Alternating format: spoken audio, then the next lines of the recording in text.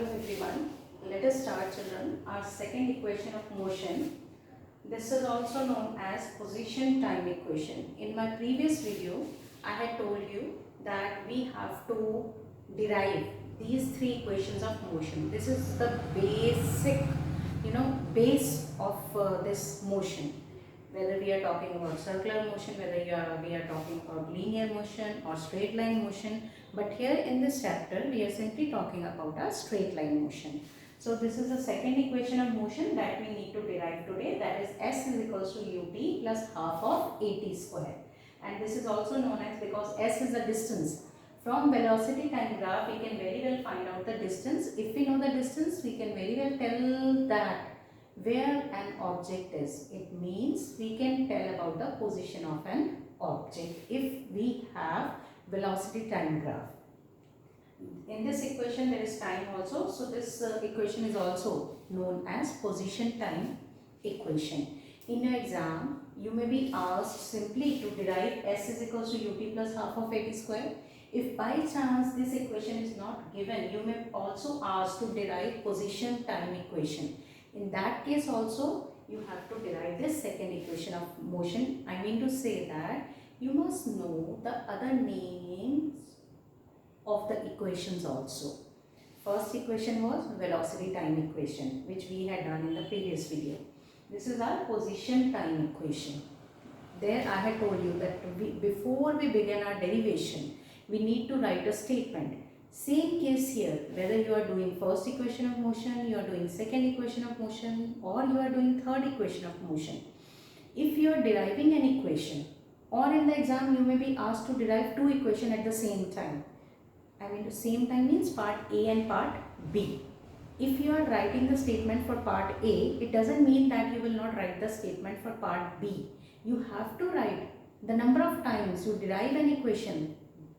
That number of times you have to write the statement for the equation. So let us begin with this statement. In the previous video, I had not drawn all these things. I had told you and then explained you and then I had drawn. But now in this video, I have already drawn it. But still I will explain what is to be written. Suppose an object, this is a velocity time graph. This, y-axis is velocity and x-axis is the time. I have taken the time along x-axis and velocity I have taken along y-axis. So let's start. Suppose an object is moving with certain initial velocity at point A till point A. Then its velocity changes from A to B. The slope of the velocity time graph is a straight line, that means it is under uniform acceleration.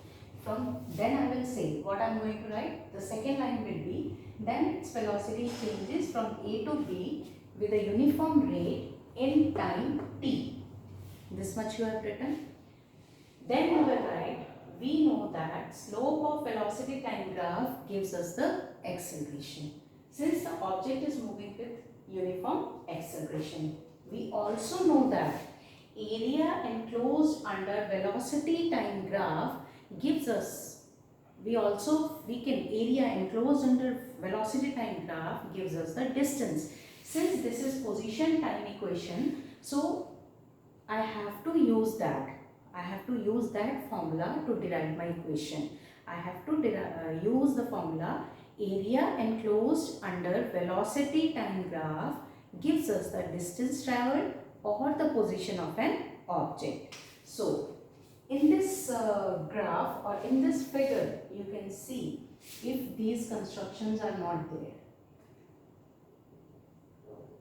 then this is what I have told you. Suppose an object is moving with certain initial velocity till point A, then its velocity changes with uniform rate from A to B in time t.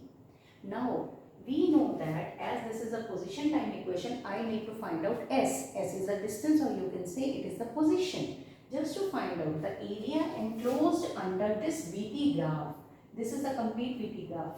I have the area enclosed under velocity time graph gives us the distance traveled, or we can find out the position of an object with the help of this graph.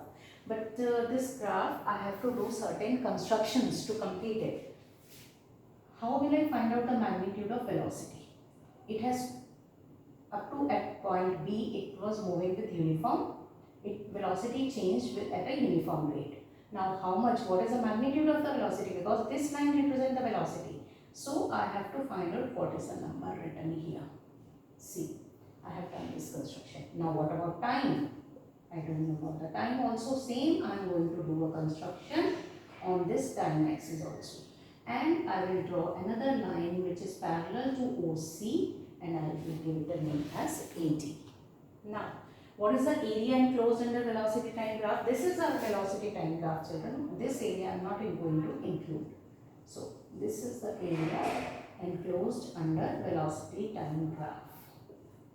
So, area of the figure OABC will give me the distance, or you can say the position of the object. If I divide this figure into two parts, I can very well divide this figure into two parts. That means area of figure OABC is equal to area of figure OABC, which is a rectangle, plus area of the figure ABD, that is a triangle. If I do the sum of these two figures, I will get the area enclosed. Area enclosed under velocity time graph will give me the distance travelled by the object. As we know, velocity is equals to, or you can say speed is equals to distance upon time. If I multiply these two things, then I will get the distance. How will I multiply these two things? If I have the area of this figure, then I will get this thing from the figure.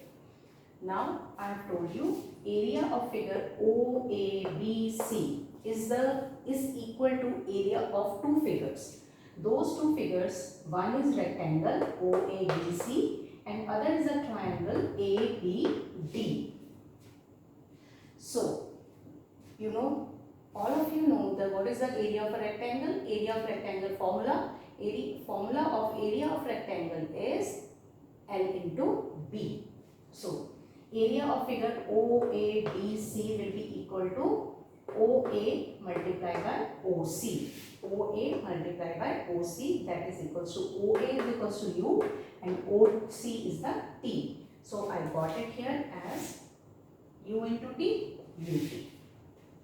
Now, I have to find out the area of figure ABD. It's a triangle. Area of a triangle is equal to half into base into height.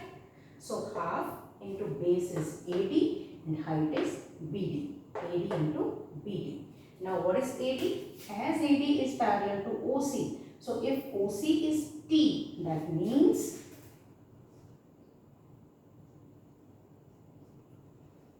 our AD is also equal to T. And BD is equals to AT. How did I get BD is equals to AT? From our first equation of motion in the previous video. In this video, you do not need to derive that thing again. You can simply write BD. In place of BD, you can write AT. BD is equals to AT from first equation of motion. You need not to show here again. You can simply write this line. It will be done. Then it is equal to half A and T square. This is equals to area of triangle is equals to half AT square. Now let us add these two by adding equation 1 and equation 2. Add equation 1 and 2. If I add these two, I will get S is equals to UT plus half of AT square. Hence derived. This is our second equation of motion.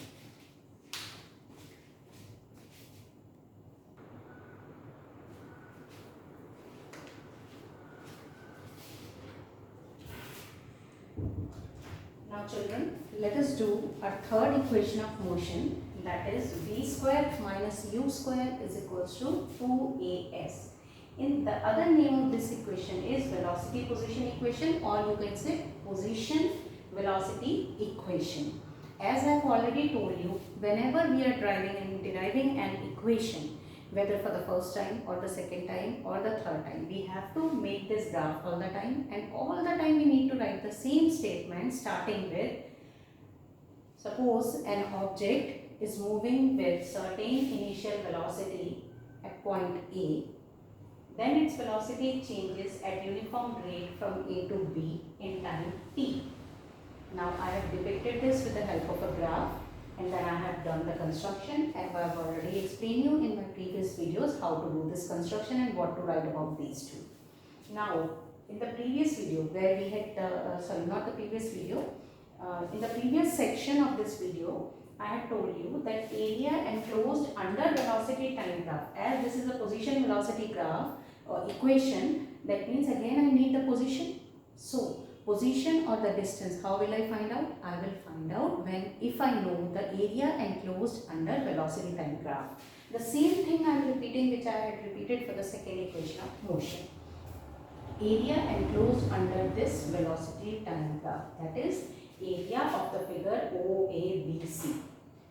Now in this, when we will derive third equation of motion, I will take this figure as one figure. I will not divide it into two parts. Children, please remember, second equation two part. You just try to correlate these two things. Second equation two parts. Two parts, I mean to say, just a trick just to keep the things in your mind, that in second equation we will divide our figure into two parts. But in case of third equation, I will not divide the figure into two parts. I will simply consider it as a one figure, that is the area of trapezium. It is also a figure. The name of this figure is trapezium. Now I need to find out the area of trapezium OABC. Now area of trapezium is equals to half of sum of two parallel sides. Sum of two parallel sides. What are the two parallel sides here? OA and BC. These are my two parallel sides. I have to take the half into sum of two parallel sides into distance between these two parallel sides. What is the distance between these two parallel sides? The distance between these two parallel sides is OC. This is the formula to find out the area of a trapezium. Half of sum of two parallel sides into distance between these two parallel sides. This is the formula to find out the area of a trapezium. Now let us sort out this. Half two parallel sides, as I have already told you, OA and BC. OA and BC. And distance between them is OC. Distance between these two parallel sides is OC. Now let us put the value.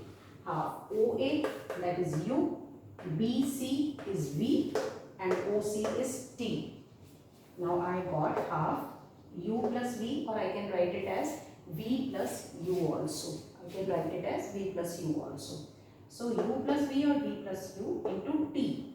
But if I write it like this, it won't fit into this. I do not need time. Now I have to remove time from my figure. How I am going to remove time? Because in this equation I do not need time. So I have to remove time. How? Do you remember our first equation of motion? V is equals to ut plus half u plus at.